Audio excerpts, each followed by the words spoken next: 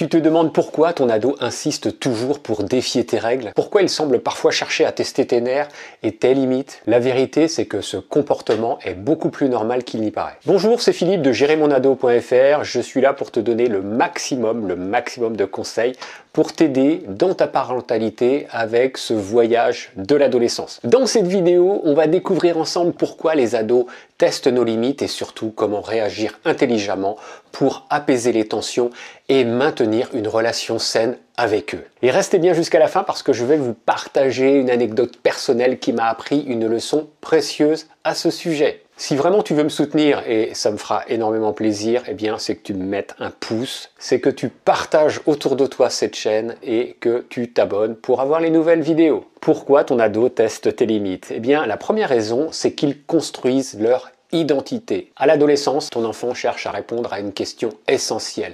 Qui suis-je vraiment? Tester ses limites, c'est une façon pour lui d'explorer son autonomie et de s'affirmer en tant qu'individu distinct. Je me souviens d'une fois où mon fils a décidé de sortir avec un groupe d'amis et que je ne connaissais pas du tout. Quand je lui ai dit « je ne suis pas sûr que ce soit une bonne idée », il m'a répondu « c'est ma vie, je fais ce que je veux ». J'ai compris à cet instant qu'il cherchait simplement à affirmer qu'il était capable de prendre ses propres décisions, même si cela impliquait de me défier. La raison numéro 2, il teste les règles pour comprendre leurs limites. Les règles que tu imposes sont comme les bordures d'une route. Elles les guident, mais parfois, eh bien, ils ont besoin de vérifier à quel point ces bordures sont solides. Quand il va te défier, ce n'est pas par méchanceté, mais pour voir jusqu'où tu peux aller avant que tu ne réagisses. Donc là, je vais te donner vraiment un conseil pratique. C'est de dire à son ado, les règles ne sont pas là pour t'embêter, mais pour t'aider à avancer en sécurité.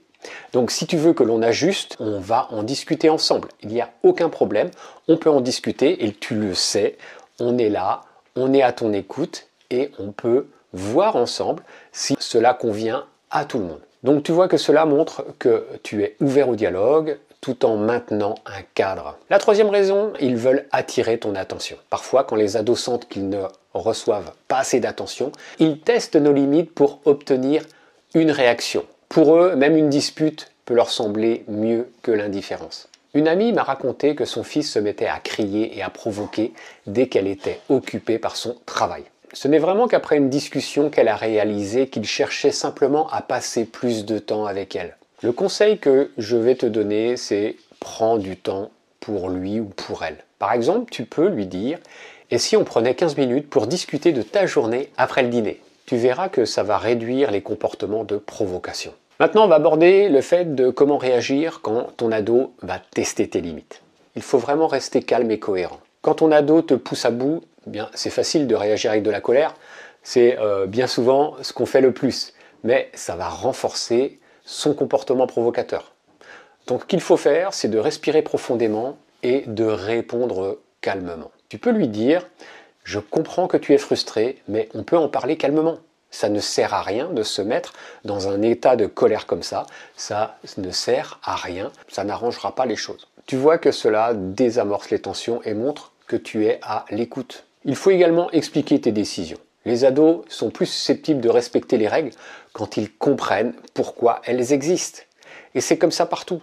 Même dans une entreprise, si on demande à quelqu'un de faire comme ci ou comme ça, sans qu'on lui explique, ça peut être mal perçu ou la personne peut se demander pourquoi elle exécute telle ou telle tâche. Par exemple, si tu imposes une heure de couvre-feu, une heure de retour à la maison, explique-lui que c'est pour sa sécurité et non pour le contrôler. Je vais t'expliquer une anecdote. Un jour, ma fille voulait rester chez une amie jusqu'à minuit. Au lieu de lui dire simplement non, j'ai pris le temps, et ça c'est pareil, bien souvent on n'a pas le temps parce qu'on est pris par le travail, on est pris par le fait de la maison, on est pris par tout un tas de choses, donc il faut prendre le temps. Donc j'ai pris le temps de lui expliquer que je m'inquiétais pour sa sécurité si elle rentrait tard. Donc bien évidemment elle n'était pas ravie, mais elle a accepté les règles. Bien souvent c'est le fait de dire « parce que ». Je vais te raconter une anecdote qui a marché dans une entreprise, c'était des tests qui étaient faits, et il y avait une personne qui devait aller faire une photocopie. Et il y avait 4 personnes devant lui. il a essayé de passer, c'était une personne qui était très pressée, il a essayé de passer devant tout le monde. Ben, bien évidemment, les gens lui ont dit, écoute, tu fais la queue comme tout le monde. Et il a essayé une deuxième fois, et il a dit, parce que. Donc, il est allé, et puis il a dit, oui, si je passe devant vous, c'est parce que le directeur est pressé, ou c'est parce que je suis en retard dans mon travail. Rien que le fait d'avoir dit parce que, eh bien les personnes lui ont dit, bah écoute, oui, il passe devant nous, il n'y a aucun problème. Donc vraiment expliquer à son ado en lui disant, écoute, cette règle, elle est là pour t'aider, pas pour te limiter. Si tu as une meilleure suggestion, ou si tu as une meilleure idée, on peut en parler, il n'y a aucun problème. Il faut vraiment aussi leur donner des choix responsables. Et oui, ils sont en train de grandir, et ils ont envie qu'on les prenne pour des adultes, entre guillemets. Donc, au lieu d'imposer toutes les décisions, il faut leur donner des options pour qu'ils apprennent à faire de bons choix. Ça va leur permettre de se sentir plus autonomes tout en respectant les limites. Ce que tu peux lui dire, c'est tu peux choisir entre finir tes devoirs avant le dîner ou juste après. Mais ils doivent être faits ce soir. Donc tu vois bien que là, ça responsabilise l'ado tout en gardant un certain contrôle. Il faut en tant que parent, on puisse garder un contrôle. Il faut également renforcer les comportements positifs. Quand ton ado respecte les règles ou prend une bonne décision, fais-lui savoir que tu es fier de lui. Cela, franchement, ça les motive à continuer dans cette voie. Quand mon fils était rentré à l'heure prévue après cette soirée, je lui ai dit, eh bien merci, merci d'avoir respecté notre accord. Ça montre que je peux lui faire confiance. Quand je lui ai dit ça, il était surpris, mais il était ravi. Et oui, parce qu'au niveau de l'estime de soi, ça le renforce. Le conseil que je peux te donner, c'est de faire des compliments sincères, comme je vois que tu as pris une bonne décision et ça me rend fier de toi. Il faut également fixer des conséquences claires et logiques. Donc les conséquences, moi j'appelle ça conséquences, c'est entre guillemets des punitions, mais punition c'est péjoratif. Donc moi j'appelle ça des conséquences. À partir du moment où on a franchi la limite, là on applique des conséquences. Donc les conséquences, elles doivent être justes et cohérentes. Par exemple, s'il ne respecte pas l'heure du retour, la conséquence logique serait de réduire la durée de la prochaine sortie. Alors comment leur dire? Bien, je te le dis maintenant. Tu peux lui dire, si tu veux que je te fasse confiance pour rester plus tard la prochaine fois, il faut que tu respectes l'heure qu'on a fixée. Donc, étant donné que là, tu n'as pas respecté, tu as dépassé d'une demi-heure, eh bien la prochaine fois, tu auras une demi-heure de moins.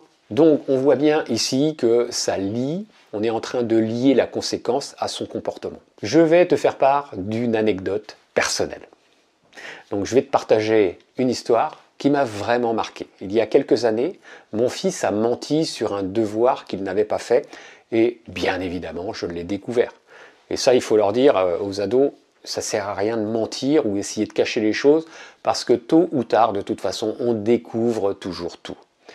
Donc ma première réaction a été de quoi? Eh bien, de rouspéter.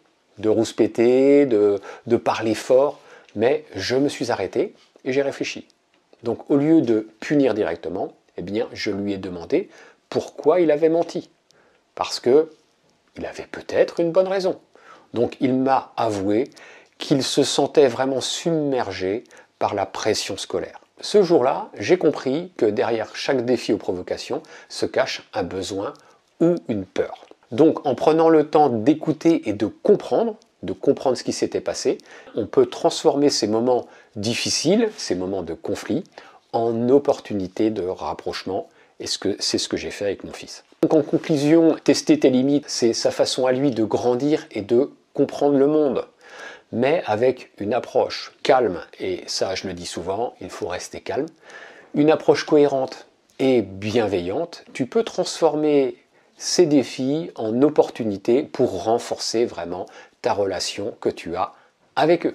Si cette vidéo vous a été utile, surtout un pouce, vous abonnez, vous partagez avec les autres parents pour que cette chaîne grossisse au maximum et là ça me fera vraiment très plaisir.